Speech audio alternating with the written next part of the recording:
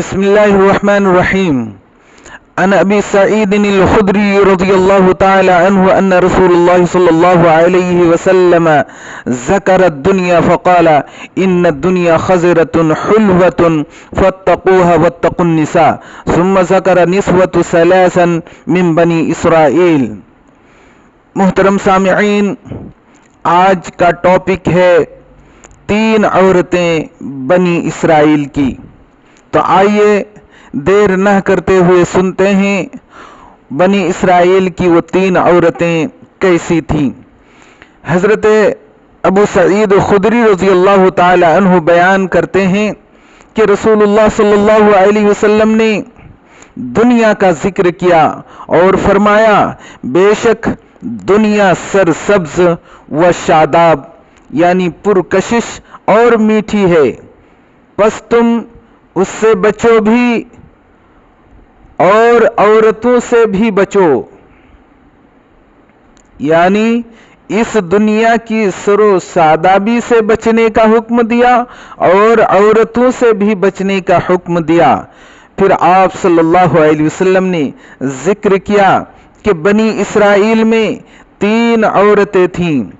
2 کو دراز قد ہونے کی وجہ سے پہچان لیا جاتا تھا، یعنی ان 3 عورتوں میں سے 2 لمبے قد کی تھیں جس کی بنیاد پر اسے پہچان لیا جاتا تھا، اور ایک کوتاہ قد ہونے کی وجہ سے انہیں نہیں پہچانا جاتا تھا، یعنی ان کی قد تھوڑا سا کم تھی، یعنی ناٹی تھی جس کی بنیاد پر انہیں پہچانا نہیں جاتا تھا.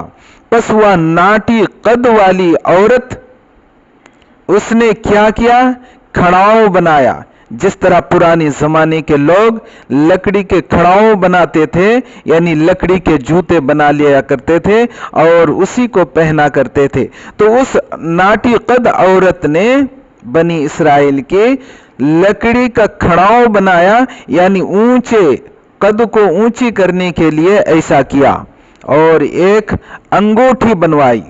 اس میں سب سے بہترین خوشبو کستوری بھری اور اس کا ایک ڈھکن بھی بنوایا. پھر جب وہ کسی مجلس کے پاس سے گزرتی تو ڈھکن کو کھولتی، پس خوشبو پھیل جاتی تھی.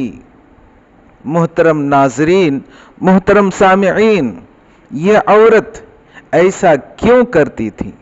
دراصل ان کی قد ناٹی ہونے کی بنیاد پر جو لوگ اسے پہچان نہیں پاتے تھے، تو وہ اپنی پہچان کے لیے اور اپنی بے حیائی اور عریانیت کو بڑھانے کے لیے وہ ایسا کام کرے کہ لکڑی کے کھڑاؤں بنا کر کے اپنی قد کو اونچی کیا، اور جب کسی مجلس سے جانا ہوتا تو وہ خوشبو لگا کر کے نکلتی، اور پھر وہ خوشبو جو کستوری کی خوشبو ہوتی، اور جب کسی مجلس کے پاس سے گزرنا ہوتا تو وہ ڈھکن کو کھول دیتی تاکہ خوشبو پھیل جائے اور لوگ ان کی طرف دیکھیں، انہیں جھانکیں.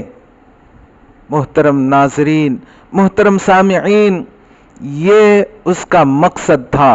اللہ کے رسول صلی اللہ علیہ وسلم نے ایسا کرنے سے منع فرمایا. کیوں؟ عورتوں کو خوشبو لگانا منع ہے.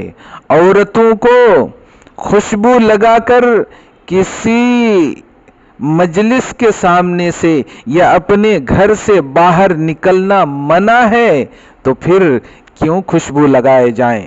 ہاں، طہارت کے وقت ماہواری سے پاک ہونے کے بعد حدیث سے ثابت ہے کہ گندگی کو دور کرنے کے لیے، بدبو کو دور کرنے کے لیے تھوڑی سی خوشبو استعمال کر سکتے ہیں اپنے شوہر کے پاس، لیکن لوگوں کو اپنی طرف مائل کرنے کے لیے اگر کوئی عورت خوشبو لگائے اور جھمر پہنے یا رنگ والی انگوٹھی پہنے، جھمر والی انگوٹھی پہنے، یہ سب اللہ کے رسول صلی اللہ علیہ وسلم نے منع فرمایا ہے۔ یہ سب عریانیت ہے، یہ بے حیائی ہے اور بے حیائی کو بڑھاوا دیتی ہے، اس لیے اللہ کے رسول صلی اللہ علیہ وسلم نے منع فرمایا ہے۔